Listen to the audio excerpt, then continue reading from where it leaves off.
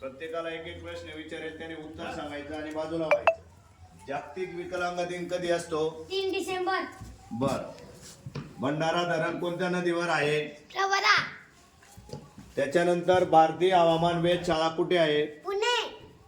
औरंगाबाद शहर कोणत्या नदीवर वसलेले आहे? खाम नदी। आपल्या कन्नड तालुक्याचे गट विकास अधिकारी साहेबांचे नाव काय? माननीय श्री चंद्रहार ढोकणे साहेब। गुलाबी शहर कोणत्या शहराला म्हटले जाते? जयपूर। शाबास। माणसाचा मेंदू किती जीबीचा असतो? 10 लाख। लिएंडर यांचा खेळ कोणता? टेनिस। त्याच्यानंतर रमाबाई आंबेडकर यांच्या आईचे नाव काय? रखमाबाई।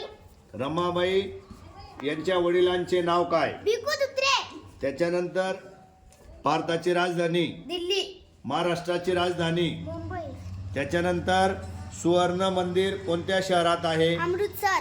शाबास।